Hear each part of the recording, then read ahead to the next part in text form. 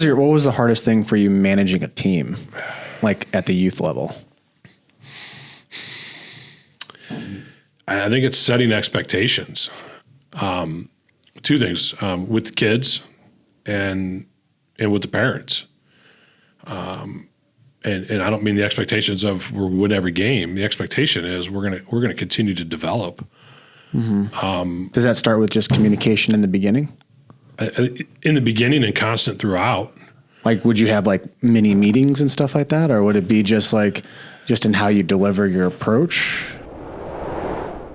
Hello, everyone. Welcome back to another edition of the Tiger Interview Series. In this episode, we have one of our former coaches, Ryan Lindemann, on the episode. And the reason I bring him on is because he has a unique background. He played at a very high level at Memphis State.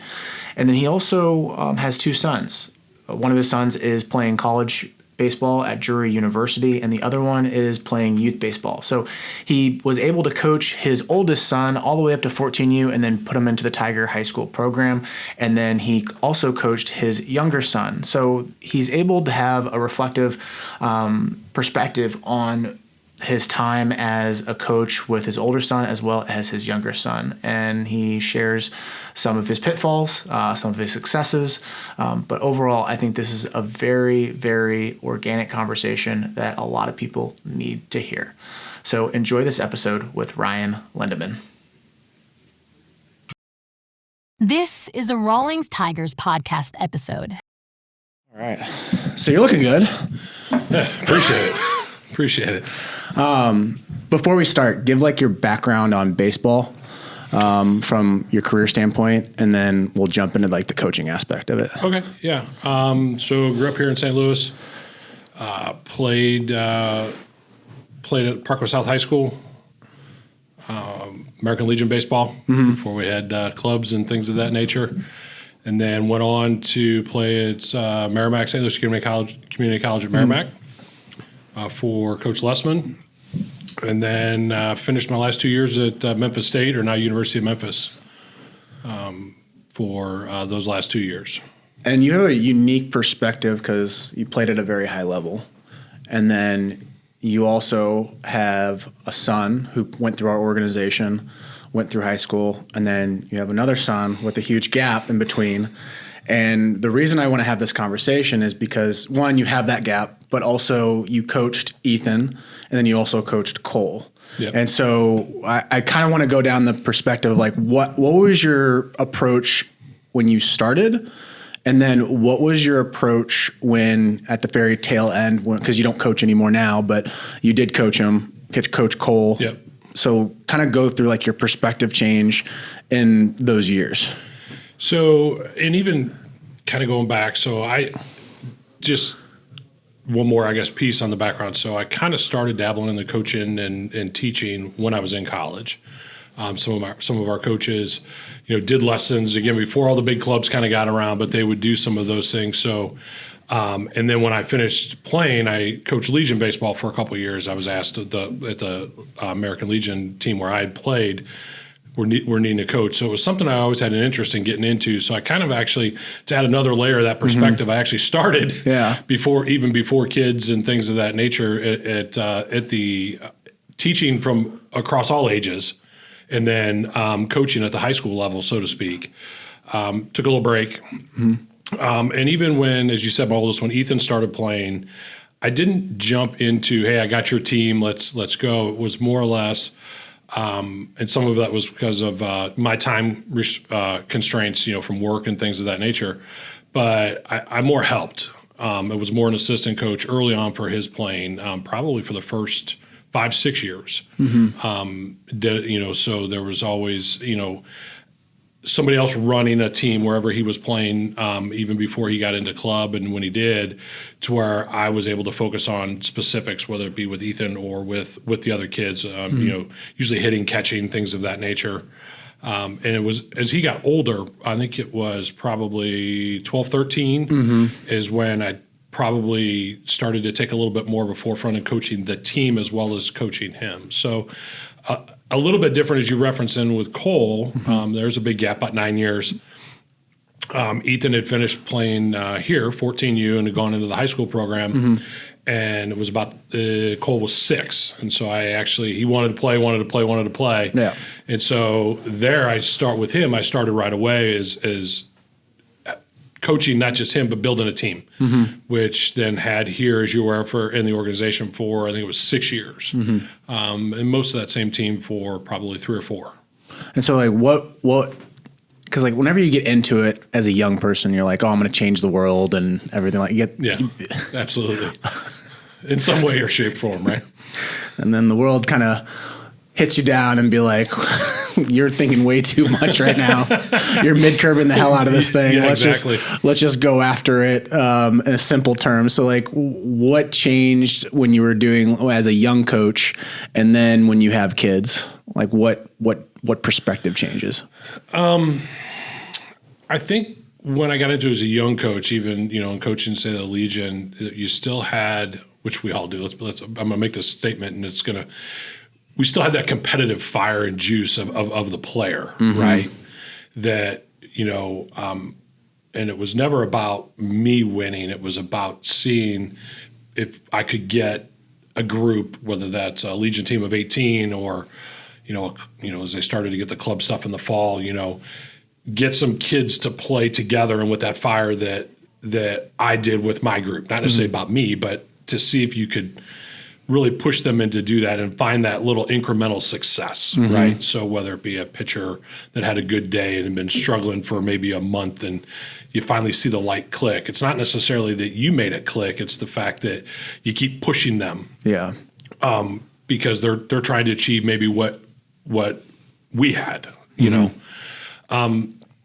But again, that was not my kids. So then now you jump to your own kid that has that interest.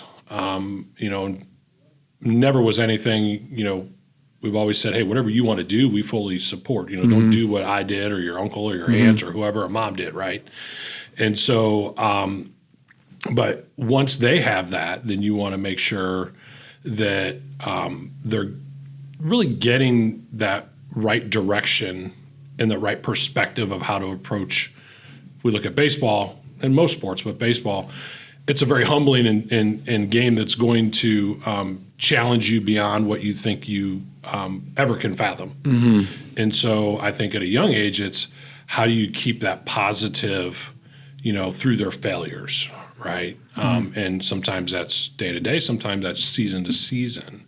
So my perspective really became, okay, we can always teach hitting, teach throwing, all the mechanical stuff, and they have to do the work, and you're there to support that.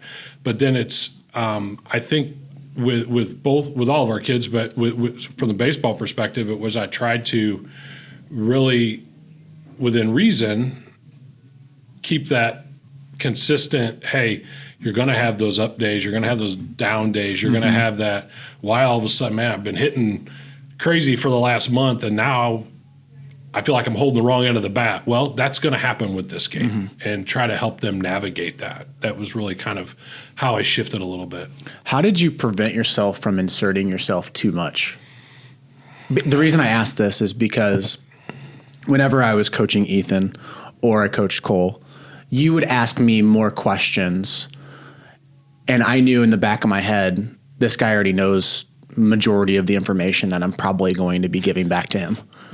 Thank you, but I'm not sure that was the case. But like you have every player has this ego, right? That's what makes you good as a player. You play really, really well when you have an ego, and so sometimes that ego continues on, and the information because you played. Like, how did you prevent yourself from inserting yourself too much? It's actually a good question. I've never really thought, about the how or the why. I think, and I guess I shouldn't say I've never have, but I never really looked at it in depth, right? So one of the things that I always said, and that growing up, we didn't have all of this available to us from individual lessons and everybody out there like yourself or me for a little bit before I got into the regular world that wanted to go out and teach, right? Not that it was out there. It was harder to find, and not everybody did it. Personally will tell you that, myself and my older brother were the first two really kind of baseball people in our, my dad, they're basketball people. So, first and foremost, he's like, you want to play baseball, it's fine. I can only teach you so far, and that was a young age. Then it was either on my own or through coaches or that they were able to find in teams. So he was always fairly hands-off other than just making sure we did the work. He didn't try to teach us. Yeah. Which worked, right? Because it became personal drive. And I think kind of with our kids, and I keep saying our kids, so my wife played volleyball in college. We have a daughter that plays volleyball in college, and she coached her as well. And we always kind of took that unique approach, whether we were working with our kids, was it's not us. We kept telling ourselves, we're done. Our careers are over. We want them. We want to be their biggest fans, and we want to, if they have goals and things that they want to do, our job is not to. It's just to remind them, hey, if you want to do this is what is required. We're not going to make you do it.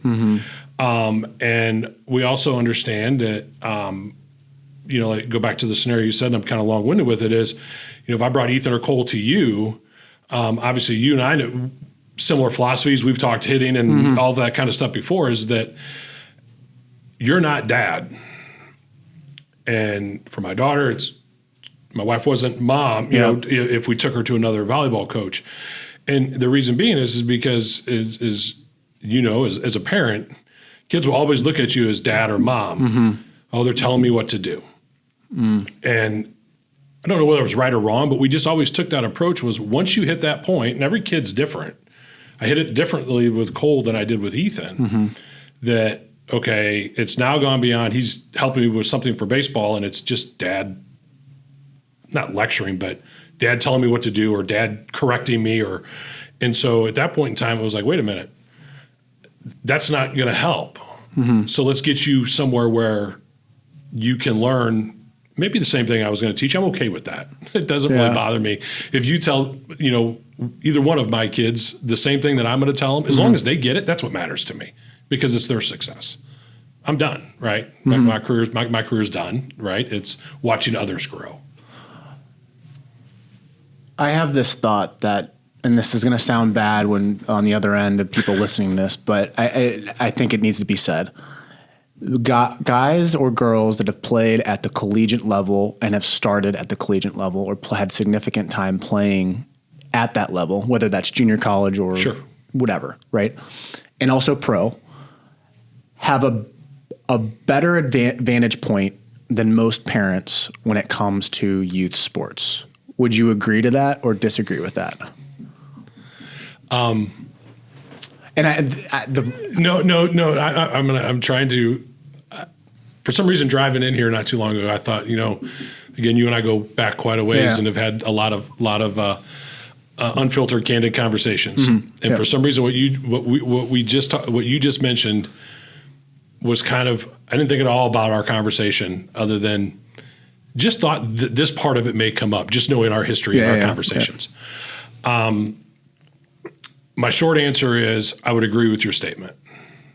Now, how can a parent that's not been in college have the same vantage point as someone that played in college?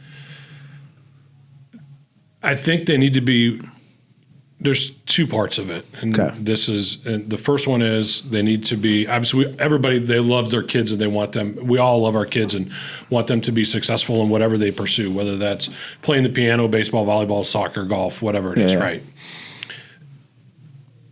I think the hardest thing to do is to say, man, I don't know what you're asking me to your child. I want to help you. Right. I want to be there to support you and guide and do all those things. But it's human nature for us. It's hard for us to say, I don't know that answer. Right. Whether it's on our daily job or whether it's in parenting or things like that, you have to be willing to listen and help find or be open to somebody that maybe can offer that advice or offer that support. So that's the first thing as a parent, right? And I will say this, I was fortunate enough we talked about with Cole's team, and that team that I had together for 3 or 4 years. And we weren't the biggest and strongest team in town out of the 5 or 6 that were at that kind of AAA level for those that, kind of can relate to that. But boy, I had some parents that had some baseball background, others that didn't. And ironically, what made us so special was all of the parents said at 8 years old, they're your guys. You tell me what I need to be working with them at home, and I'll do it. But I'm not going to be trying to run around and correct or whatever. I'll come ask you. Would you say that's abnormal? Yeah, in this day and age, yes. In this day and age, yes. So I think back to your question is if you don't have the experiences, then you have to be willing to say, hey, so-and-so can help me help you, just like you do in your daily job, right? I deal with it all the time, and someone calls or whatever I'm dealing with, like, hey, I don't know the answer, but I'll go find that answer for you. And it's the same thing with baseball, and I think that's where the struggle is that because parents want to see their kids succeed, whether it be individually or team with a trophy. Okay, and so it's kind of hard. They get kind of it gets kind of shadowed just from my experiences with just being around it, in some of the parents. And it's not, I'm not blaming, I'm not no throwing any blame at all, but with the increased number of kids that are playing club sports across all the sports, you're just starting to see it more. It's more prevalent, I think, is what the issue is. How do you emotionally detach from the situation? From which situation? Just watching your kids play. Oh, I don't know that I'm 100% always detached emotionally.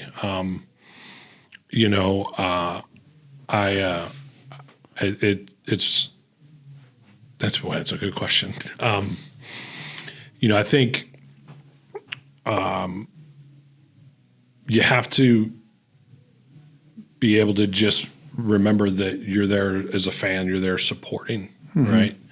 Because it's a dirty cocktail. Being a fanatic of just being a fan. Yeah. And then you add in the bloodline of it. Yeah, but I'll even I'll shift it a little bit. So again, like I said, and so my wife played volleyball in college, and I played baseball, and our kids are pursuing those. We actually are really good, whether we're sitting in the stands together or not, at a different event. Depending upon which sport we're at, we're actually pretty good for each other in that regard. But at the same time, we pull for all of the kids on their teams, and we want the teams to be successful. But we also can watch, like you said, the hard part is, I could watch. Just like you could. You watch a game and be like, "Oh, it's a good play." Like, yeah, but yeah, you start nitpicking. You can do that, but that you have to keep that in because that's not relevant for the moment. Yeah. Right? Or even going after the ref or the umpire, like, oh, they missed that call or this call. Yeah. Oh, and I'll be the first one to tell you. I mean, emotions just that's that former, and I don't mean going after, but it's like the sitting in the football stadium on Saturdays, college football season. We all love the excitement. We love all that kind of stuff, right? So I don't know that I don't sit here and claim to be like I can just sit and be like, hey, yeah, whatever. I mean, you get caught up in it and everything, right? The play, the whatever part of it, just like you did when you were a player and you were 18. Yeah. But I think at the end of the day, it always have to check back to. And we do it, and that is that it's not my career, it's not my game. It's I had my shot, right? You had your shot, my brother, whatever. We all had our shot. We accept that.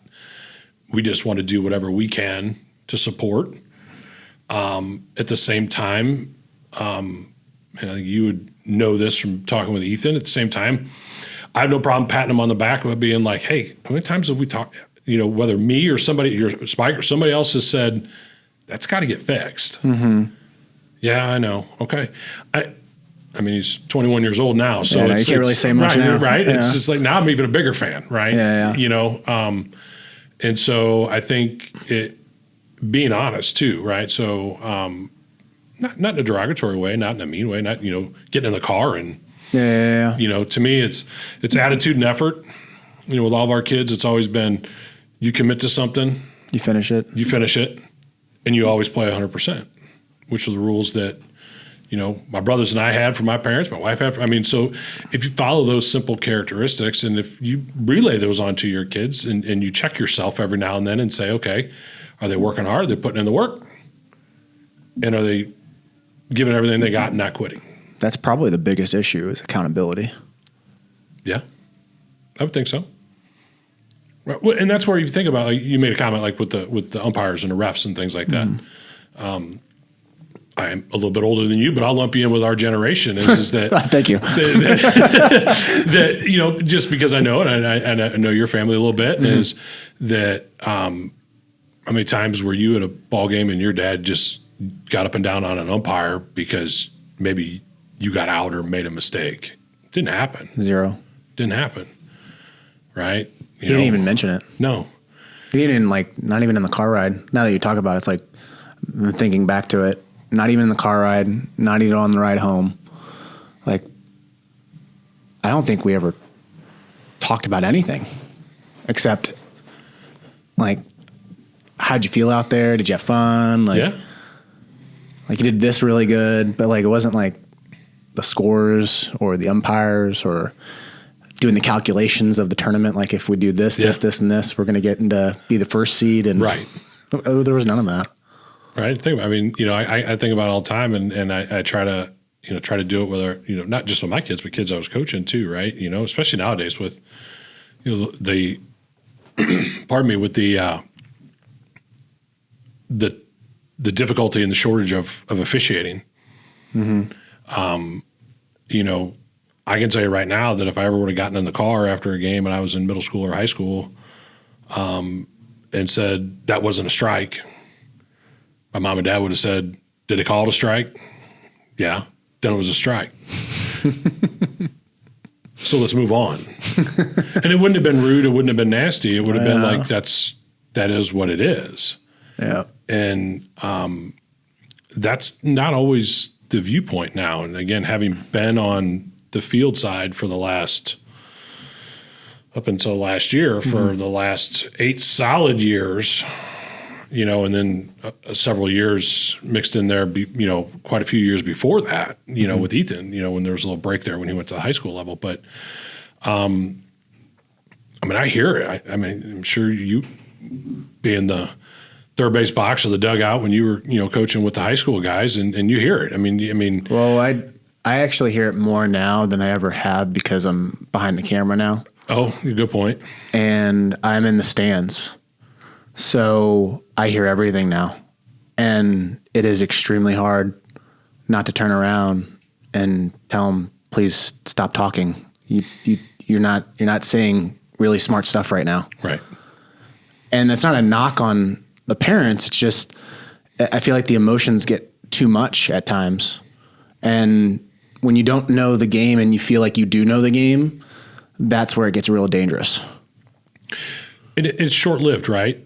Yeah. So if you think about it, right? So like that umpire is going to live with that for the next 3 hours, maybe even 4 hours. You're not going to live with it. You're going to live with it for like 5 minutes. Well, and let's be honest. And I'll take flack over this. So Cole's 12. He's going to play 13U this summer. A poorly officiated game. Plays basketball. We played over the weekend. A couple guys didn't want to blow the whistle. I mean, everybody. It wasn't our time. I mean, it was everybody. Everybody in the gym's getting all fired up. Why? Unless somebody's getting hurt, right? That's when I'll be like, hey, wait a minute. Someone's going to get hurt here. Yeah. But you're like throwing guys up against the wall or something. Right, or, you know, everybody's just falling on the floor and they're just, jump, right, whatever. You know, they're getting big and strong now. They're 13 years old. I mean, now they're, you know, or if you're over at the park, if he's over at the park this spring and someone throws one 6 inches outside corner and the guy rings him up. In the big world picture, what effect did that really have? If we're doing this goes back to one of the very first questions, right? And how my perspective is. If my wife and I are trying to help him be better for whatever his goals are, helping him understand that happens, move on to the next. It didn't impact me. Yeah, no one wants to get out. We're not asking you to be okay with it. You can't even tell us what you thought of it. Yeah. But 13 didn't cause any major harm to anything. Yeah. No one's dead. Right. Exactly. Didn't change the price of eggs or anything goofy like that, right? You know what I'm saying? I mean, and I say that facetiously, but at the same time, that's where, going back to that very first question, at an early age, and trust me, I did it with his team when we coach, right? We had the kids that cry. So what? You got struck out on a ball that bounced in the dirt. Yeah. I would have felt the same way that you feel now, but we have to control that. Yeah. Because what happens when you're 18? And you're not there, mom or dad's not there to control you. They're 50 rows back. Now you're a big, strong guy. Now you're going to say something you shouldn't say. Now you are going to live with that. You and I both know in this game, and really any sport, it doesn't take a whole lot of those for you to have a footnote next to your name if you're really trying to chase something. Yeah. It's so hard for a player to be here, and it has to be self-taught. Yeah, or you'd have to be fortunate. And I will say this: I was fortunate when I was in Memphis. The coaching staff that we had for those 2 years, and a really strong team, a really good team. We had some adversity from selections and things like that, and that was what they preached, right? With the culture. For the 2 years I was there was don't let anybody see your emotion. You can have it inside, right? We used to call it be a duck, right? And then everybody holding the rope together. Those things, if you do that in the locker room, in the dugout, whatever. But that's what I'm saying. Like, it's so hard to there's no tutorials on it.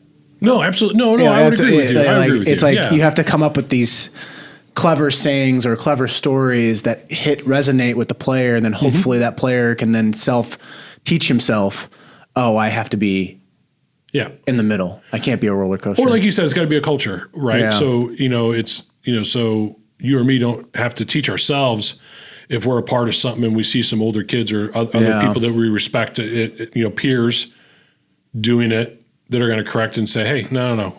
We're not throwing helmets and bats over the dugout today. Yeah, 100%. Right. Or we're not yelling at a ref or something like that. Right. But where that culture isn't there, then you're right. Then it has to be self-taught. Or unfortunately, when you get to be 17, 18, 19, it becomes cause effect. Yeah. You don't learn it until something causes a bad effect. Yeah. So 100%. I kind of want to switch gears here and go more towards the coaching. What was the hardest thing with coaching my kids, or just in general? Just in general. I bet it's changed, right? So I started coaching. I guess you can do two different. I mean, you had two different basically lives as a coach. So they kind of blended together a little bit, but the way they kind of ebbed and started and I was coaching for 2 or 3 years before Ethan was born, so he was young, and then I stopped and then just doing dad stuff with him, Yeah. But so there was enough connectivity. I think I probably could span it across all, so 25 years. What's changed is a lot of what we just talked about, right? Accountability from the player's perspective, expectations, entitlement. I hate to use that word.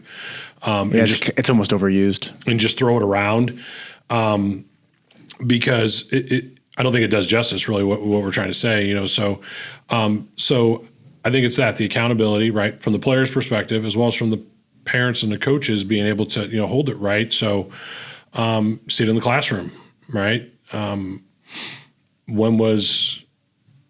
So I think that's what's changed, in my perspective. I don't know what whole different episode of my theories of maybe the evolution of that change, not right, wrong. And I don't know that it's good or bad. Yeah. But, you and I were talking about, when we played and our parents and things like that, you maybe a little bit more so than me, but I never played in a tournament that started on Friday night and you played 6 games by the time you were done on Sunday, and then you just waited till the next weekend. Yeah. Right. So it was almost every day, right? Right. We played either every day, or you played these tournaments that lasted a week and and you played today, not tomorrow, whatever. And so there's this big sprint, for 2.5 days, for 8 weeks and 10 weeks. Right. At a time. For the youth a little bit longer because they start earlier. And which is crazy. You probably only play 30 to 40 games, maybe sometimes 60. If you're going, it was 45 was always my target, and you could do that in about 8-10 tournaments with a league or no league, and 10-12 tournaments. Obviously had to have some success. You didn't have to win it, but you had to get out of Saturday.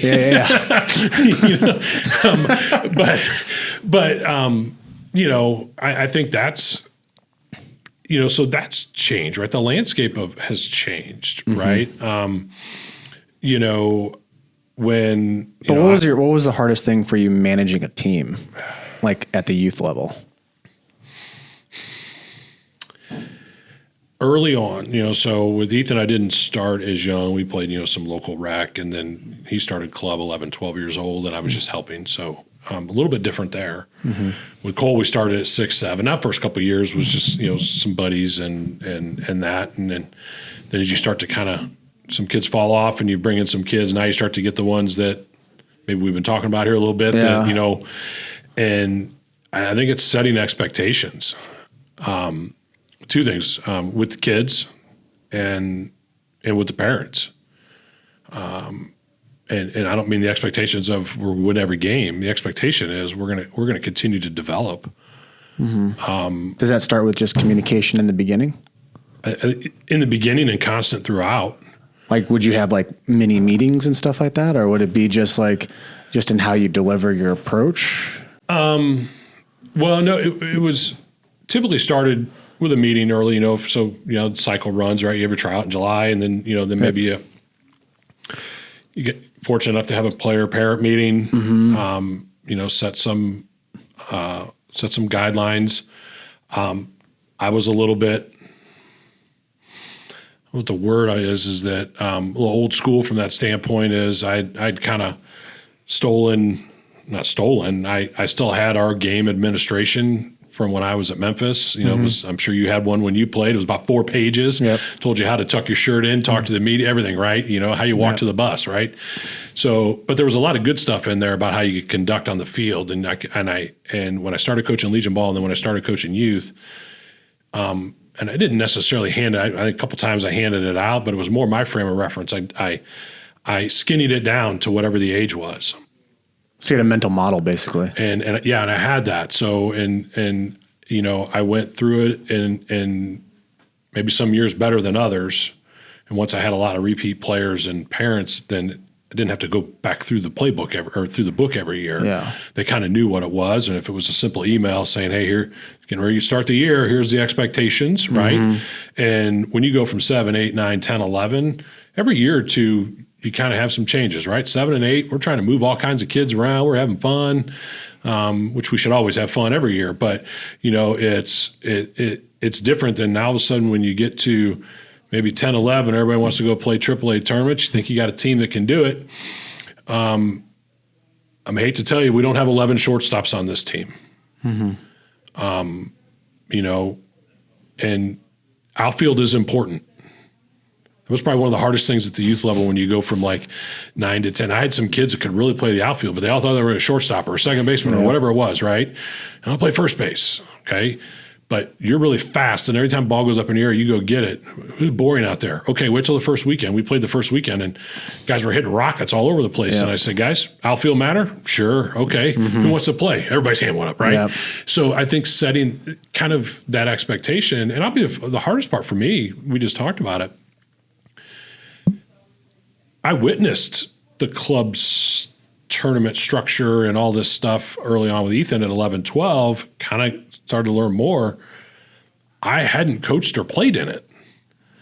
So you start, learning that whole process, and some of the good, some of the bad, was something. It took me a couple of years to kind of get my feet underneath me about getting how do I schedule, right? And I don't mean like, where do I mean, but what's the right mix, right? Here's my team. I had no idea what's out there. I think we'll go play this too. we shouldn't be playing in that tournament.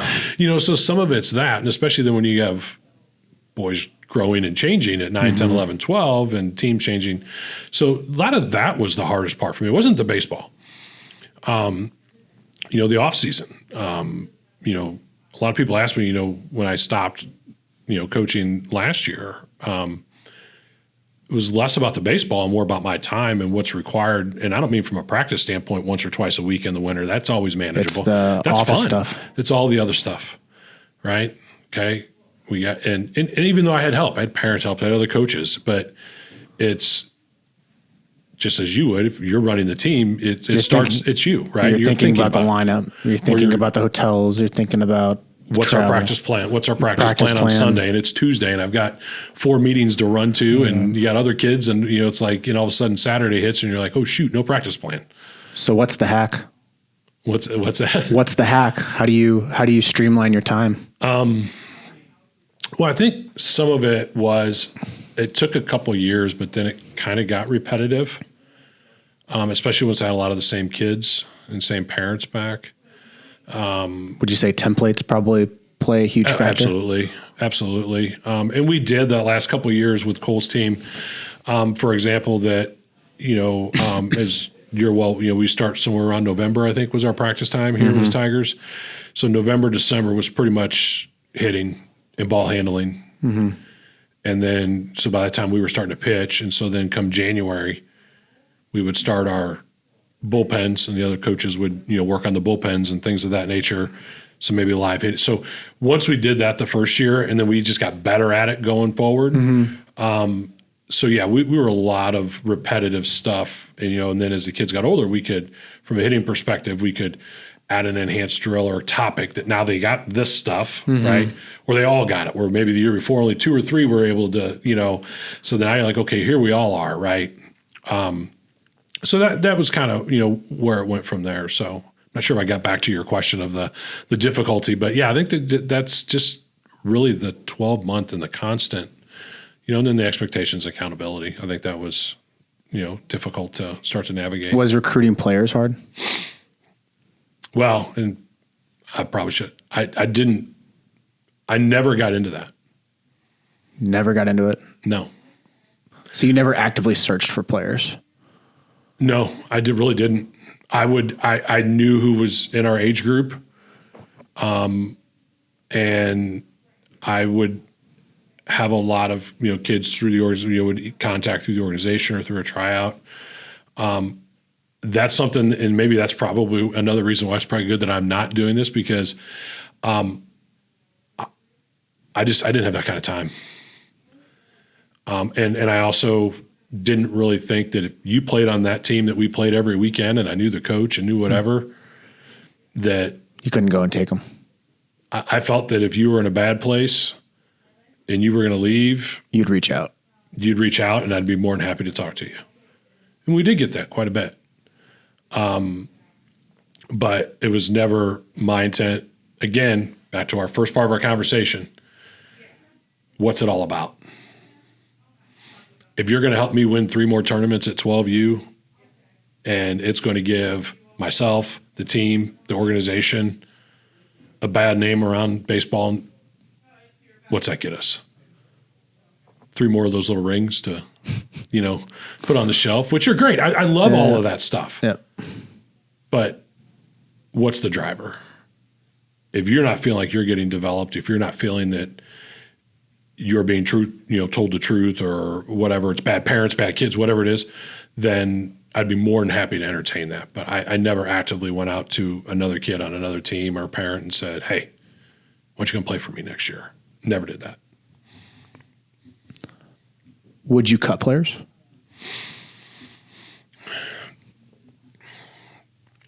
I guess I took a different approach. Remember when the kids were younger?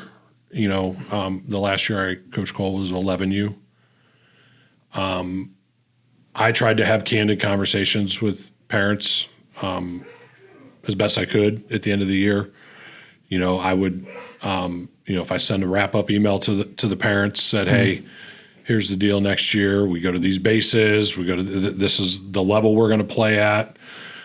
Would welcome conversation. And I usually got that conversation from the bulk of my, if I didn't have regular conversations with them. You would never force a player out, though. No, but I was honest with a couple to say, really, if I felt like they were really struggling, and I knew that they were not only struggling on the field, but they were struggling because they weren't getting maybe play a position they wanted to play or hitting the lineup where they wanted to stay or to hit. And if I felt like I was going to go add another player because I needed to, I was honest and said playing time maybe it's going to be less. I mean, it's not going to get easier. We're not going back because of whatever it is. The bulk of our kids need to be playing at this level. And, you maybe saw some of the struggles.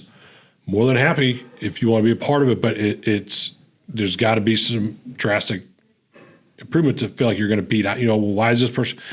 It is what it is. Because at the same time, back to the recruiting thing, if you were in a situation where you're playing 11U AAA baseball, and this isn't all the kids from school and buddies in the neighborhood. If the perception is from a handful of parents that, well, he's just playing everybody wherever they want to play, and we're winning 1 out of every 4 games, they're going to take their ball and go if someone comes and knocks. Yep. And so then now you're hurting some of those other kids. And it wasn't about, so I'm a big believer that there's a place to play for everybody at the level that they're developing. So I tried to have those candid conversations. Yep. But it wasn't necessarily hey, you're being replaced. Yeah. It wasn't like a hard. No. And I didn't have to really I was fortunate just at the age we were that didn't really, and some of them, just for whatever reason, everybody gets their different interest and different push, be like, hey, we're not coming back next year. Okay. And I never questioned, it was, if it was the best player or the player that struggled the most, it was like, okay, thank you. Any particular reason? And I want people to do what they want to do and be happy doing what they're doing. So you never felt like betrayed or anything like that if they just picked up their ball and went? No, not that I can think of. I mean, it happens all over the place. You thought it's just part of the game. I don't like it. Yeah. We're gonna stop it. I don't know how you stop it. I mean, again, I guess it also depends on like the demeanor of the coach, right? Like if I personally, I would not want to be a part of a team that is just going crazy and trying to like chase points, like going after points. That's just me, my personality. If you talk to anybody else in this office, they'd probably give you a different answer. Right. But I just felt like it'd be more cutthroat at a very young age. And you know how college and pro ball are. Like why put that process earlier? Well, right. I think that's, 'Cause it's very stressful. It is. And I think that's one of the things that tried to, back to the earlier question, it's probably one of the things that, helped with the perspective. The vantage point. In the vantage point, probably better, so as like my older brother, he played at SLU and he played, so he'd been through the college, so, we would sit and talk and be like, yeah, we're talking, none of us wanted to lose or anything like that. Yeah. But boy, did we get excited when that kid that had been really struggling for the last month. Yeah. Strung 4 hits together over the weekend, maybe laid out in the outfield and made a catch, and 6 months ago wanted to play shortstop. Yeah. Perfect. That kid that's a kid that he's buying in, even if he is not admitting it. Yeah. And I can't wait to see where he is at 16. Yep. right? And I know this is something you and I've talked about, back to the chasing the points, all those things, right? I hate to say it this way, but, I always say, and again, I have one. I have a 12, 13. He's a big boy. Don't tell me how good you are at 12. Let's talk when you're 16 or 17, because from 12 to 16, everybody's changing. Yep. And so, Shannon showed me a Facebook post on one of the Facebook groups for moms. And the mom, you could just tell from the post that she was writing that she had no idea what was left and what was right and what was up and what was down. Yeah. She was just trying to be a good mom. Yeah. And that's okay too, by the way. Which is good. Her son is, I think in the post, was 14 years old. And so she's already thinking about college recruiting. And he's throwing 83 miles per hour and all of that. And I'm reading the post and I'm like, just let it go. It'll happen. Trust me, it'll happen. If he's good enough, it'll happen. But probably start thinking about what does he want. If he really wants to play college baseball, probably need to start thinking about, well, what type of degree do you want? What type of education you want? Because last time I checked, there's no degree in baseball. No, not that. It would be nice. It would be nice. It would be very nice. I may even go back to school at my age for that. Yeah. But just keep stacking skills, and then get into a club or go to the professionals at that age when you're 15 or 16, and then figure it out from there. But it's like, why start thinking about college when you're in middle school? That doesn't make any sense to me. Well, but here's the thing that, and a lot of people don't. I need to rephrase that. It gets overlooked, and we could go back to when you and I were in high school and middle school and whatever, and before that. Some things haven't changed. That's great. This 14-year-old. Maybe well on his way. Mm-hmm. Maybe he eats, drinks, sleeps baseball like no tomorrow. Mm-hmm. But he's going to naturally do that. Like, the parent doesn't have to come in and insert themselves. But I'm here to tell you, you and I could sit here and start name dropping people that we both know from when we were back there. We thought, man, that guy. Oh, 100%. By the time he was 16, had a job, playing another sport, lost interest. Mm-hmm. Not because of anything other than I don't want to do it anymore. I'm not saying there's thousands of them, but they're there. Is it weird that 2-year window seems like an eternity, but in reality it's not? It goes fast. But it's an eternity when you think about the choices that you make inside of those. Right. 365 days each year. And that 14-year-old had no idea that by 16 was not going to want to do it anymore. Because they don't know what's in front of them. Yeah. We don't know what's in front of them. Mm-hmm. So it's the same perspective. So then how do you handle it as a parent? If he eats, drinks, sleeps, baseball, you just give him support and then kind of go from there? Or there's a couple different ways. You give him support. The other thing is it's okay to push back. What else do you want to do? Yeah, that's a good point. Right? I mean, you know as well as I do, you lived it somewhat with us when Ethan moved in to the high school program here, was hot and heavy basketball. Mm-hmm. And he was getting pressures, not from us, but from outside. Everybody's got to pick one. You got to pick one by the time you get to high school. He said, I'm not picking. Mm-hmm. We said, good. We're not, you're a freshman. It's okay. Yeah. And he played basketball through his freshman and sophomore year and played baseball as well. And after his sophomore year, and I'm sure there were some other things, high school related, whether it be coach, I have no idea, said, I'm done with basketball. I want to focus on baseball. But he made that choice. Now, there's others that actually to this day think that he was convinced to do that. And we just had this conversation over Thanksgiving. It was kind of funny. Because I had heard something. He wasn't a part of it. And he's like, no. And that's why I know we're on the same page with that. But at the end of the day, even when he decided not to play basketball, or go out for basketball his junior year, we challenged him. Are you sure? why, you lay the reason. We're not doubting you. We're going to support you. But it can't be just whatever, I will get up in the morning, right? Whatever, you make it up. It's got to be, we will make sure that you've thought through it. You could do the same here. I could argue the same for someone that just wants to go all in on something at an early age. In this day and age where there are so many facilities and so many things available to us that we didn't have, I would have died to have the access to what these kids have access to now. But there's no reason in middle school, whatever, same with our youngest, and that is, and all of our kids, we did it with all of them, right? When they, hey, I'm going to hang up and focus on this. Why? Well, because it's just, okay, it's hard, schoolwork, whatever it is. And no, it's just, I just want to focus on this. Well, yeah, but you can still do both right now. There'll come a point in time when you may need to choose because of how you develop and where you want to go, that you may need that time taken back from whatever else. But I could argue someone that at 10 years old, 11, 12 years old wants to just do one thing. They probably ought to be doing something else too. They got to train their bodies differently. But also, you don't want their identity to be wrapped up in just one thing. Right. I mean, play the flute. I don't know. I mean, seriously. And debate team. Right.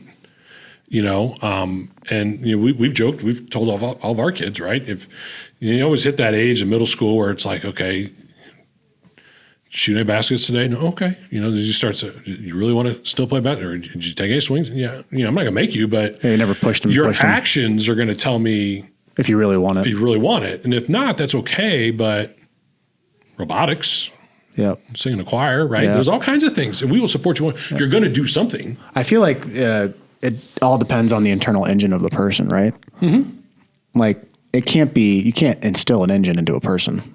That's like one of the hardest things to do. Right. Yeah, I don't know that you can help them rev it. Yeah. Right. Yeah. And I think it goes back to, and where I was going a little bit with some of, not a knock on clubs, but all these organizations across all these sports and all the training opportunity. One of the things that I found over my 10 plus years of the youth baseball coaching, probably changed a little bit from when I was coaching Legion or when you and I were playing. The flat out just intensity of playing the game, whatever sport it is.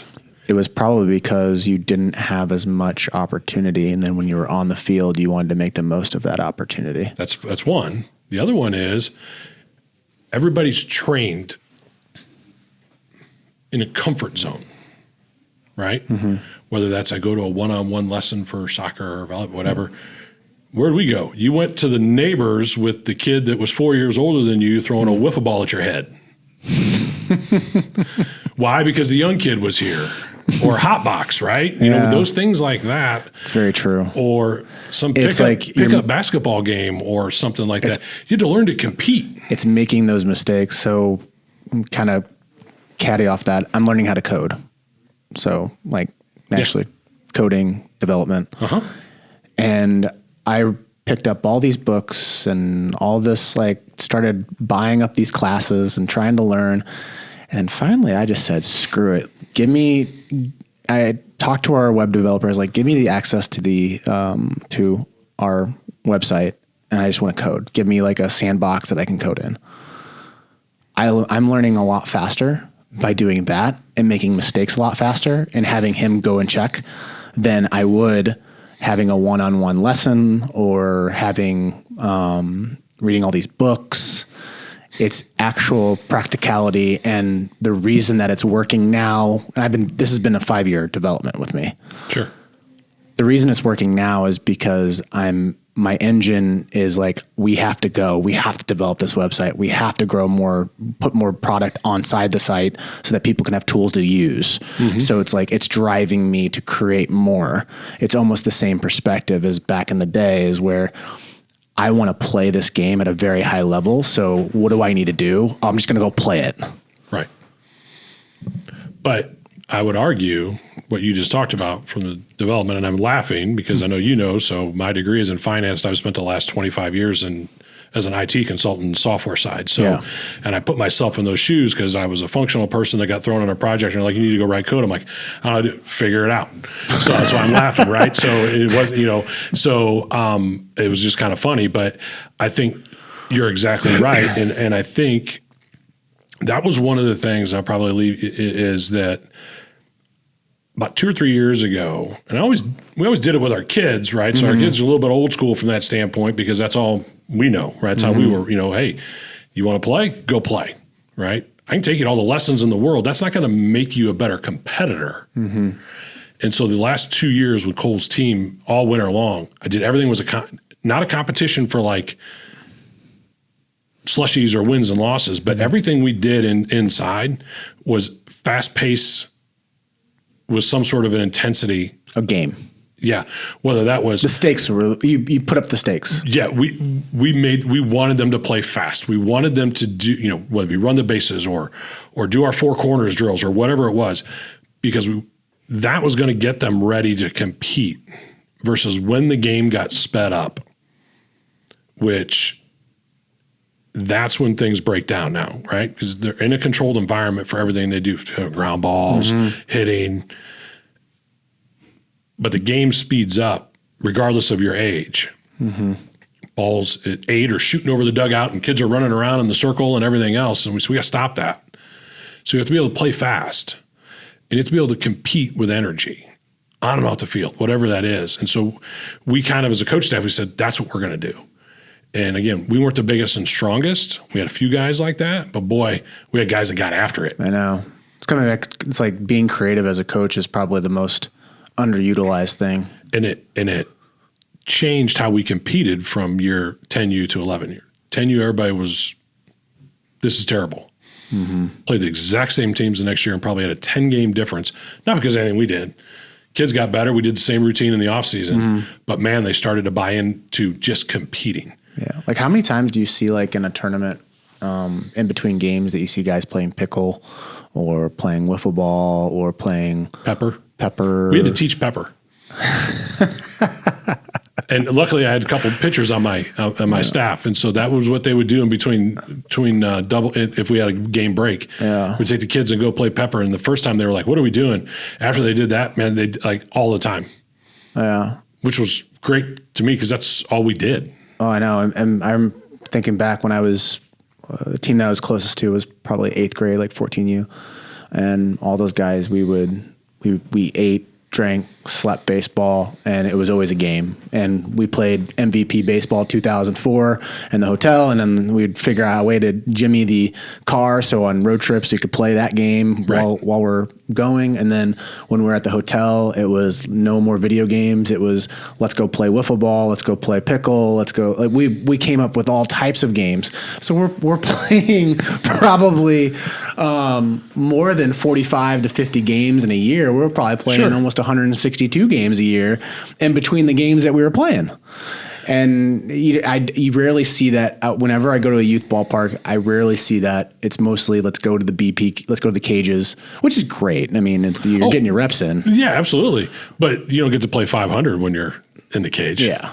I remember getting to college and BP, and they want the outfielders to get live work in, and everybody else, the catchers and the infielders are like trying to play 500 in between them, and the coaches are like, stop it, someone's going to get hurt. We're like, yeah, but what else do we do to the bank, right? It's like, I got 350. What do you got, right? It's like 100%. And so 100%. But those things don't, and I'm not saying it's good or bad, but because less of that takes place, you get less competition. You have to create it. Then you have to manufacture it. I'm even seeing it now that difference these last couple of years. With Cole playing for some other people is that the ones that are having success are the ones that in that off season are trying to build. We're playing at game speed. We're doing every little drill at we'll break it down, but then when we go do the drill, we do it at game speed. We've got to manufacture that intensity level so it's not foreign to you when the game happens. Yeah, or the pressure. Right? The game just speeds up. It's the same speed, but it just speeds up in your head. And again, like go back to the favorite one, at least for us, and I'm not sure it was wiffle ball. I mean, we could play wiffle ball in a hallway. Yeah. Ours was fuzzball. Play a little bit, play a little bit of that, right? Same concept. And I played with guys that one guy ended up being second in the nation in hitting at SLU our junior year, played with him at Merrimack. His brother would be out for 10 hours with a little old mattress, and we didn't run the bases. Everybody's like, run the bases. No, don't run the bases. You know, I mean, we were 15, 20 feet away throwing as hard as you could, and that ball was doing all kinds of things. What's also being creative as players. If you don't have 18 players to play a game, you can always figure out if it's just you versus another buddy. You can always figure out a 1v1 or 2v2 or 3v3. Well, and I think also too is that I never knew about throwing a weighted ball. That's true. Right. Yeah. We played wiffle ball and we played long toss, and we did the activity. Again, I'm not saying one's better or worse. Yeah. There's a lot of things I could trade for these great facilities that everybody has access to now. But you still have to do the work. You still have to do the simple things. Yeah. Our weighted ball was pennies in a tennis ball, but we didn't know it was a weighted ball. We just thought like, oh, it makes us feel like we throw harder. Right. So we just throw this tennis ball with pennies before every game. Right. So, but yeah, so I mean, I think that's how we got to here with just a different perspective. But I mean, I think I've a uniqueness to, you know, I'm not unique because there's a lot of people that have that, you know, going back over those 20 or 25 years in and out of it, I've seen some of that evolution. I think there's a lot of great things out there. I think there's some things that we need to continue to see improve, you know, from a not just baseball. And again, I try to say that because I think it's not unique to baseball. You know, I think it's everywhere. It's everywhere. You know, so I've got sport. a daughter that plays volleyball. I got my sons have friends that have gone through the soccer, which you know here in this town is crazy. And I just think that it's nothing can replace the fact of accountability, working hard, and just rolling the sleeves up. I mean, nothing can change. That's not going to change. Yeah. All the stuff we see on TV, all the stuff we see on social media, it's all great. I mean, I've had 2 kids go through it with recruiting. I can only imagine if we'd had that available to us versus hoping someone showed up that said they were going to show up and watch us. Yeah. Sorry, my car broke down, didn't make it. Shoot. Yeah. You know? Yeah. Yeah. I mean, I just, yeah. The last question I have is, I have a 2-year-old and I have a 6-month-old. What advice do you have for me moving forward into youth baseball? Into youth baseball, or just advice moving forward? I want to keep it more in the sports route, but yes. My biggest advice from a sports standpoint is that let them find their way. Encourage them and expose them to things. And just as we talked about that, my biggest advice is, and I don't, not accusing and wouldn't worry about this with you, but it's, our careers are done. There's a time to be a fan. There's a time also to guide and to teach. And there's still some tough love in that. Don't, you know, we got it from our folks, and there's still a time and a place. But use those instincts and things that you've learned over the years to, you know, as they start to kind of gravitate toward whatever, you know, it is, lacrosse field, whatever it is. Yep. You know, and if you don't know about it, ask about it, you know, and find, you know, let them foster and let it become organic, I think, as you said before. You know, because that's the purest way. I mean, they're going to gravitate toward what they like. Don't force it. Don't force it. They're going to like a lot of things, hopefully, early on, you know, maybe not. Try it all. And then cultivate whatever they gravitate towards. Absolutely. You know, and to me, the things that drive it, and we did have this, you know, so obviously Allie being a volleyball player, played softball. Well, in the state of Missouri, those are the same seasons when you get to high school. So she knew that decision was coming at some point. Played as long as she could until she went, nope, I think this is the path I want to go. Right. You and so we helped her do those as long as she could, find a team that allowed her, so I think just that kind of stuff. I mean, I think, just, foster and let it grow from that standpoint. That would be my biggest advice. And again, at the end of the day, everybody's asked me, and I'll flip it back. Everybody's asked me in the last 2 years since I've stopped, you going to miss it? And I said, no, not at all. I'll always be, and my wife will always be their biggest fans. Aunts, uncles, grandmas, doesn't matter. We will be their biggest fans. We'll be their biggest supporters. I'm always there for any sort of baseball advice or mental approach advice. My wife and I both are, and I enjoy sitting in the chair. I did it with Ethan. Everybody's like, "Oh, you're gonna miss it." No, because guess what? Now when he wants some advice, and he comes to me and says, "Hey, Dad, well, let's go do this." Now I know that he really does. Versus there's Dad, he's coach. It's more meaningful. Yeah. He just told all the kids we need to be, hitting this week. So I'll ask him to hit. No, it not necessarily meaningful, but it shows that he really is trying to, hey, come rebound for me. Yep. Okay, perfect. So I think, from that standpoint, I love the game and never get away from all sports. And so, follow them all, closely. Especially at the collegiate level, watch a lot of stuff at the collegiate level because I think that's really a purest form now from some of the professional, sports that these freaks are just gotten so good. Yeah, now they're unbelievable. It's fun to watch if you put it in perspective. Yep. But, I think from that standpoint, but that would be, I think just, let it grow, be there, support them, encourage them, from that standpoint. Well, Ryan, thank you. Thank you very much.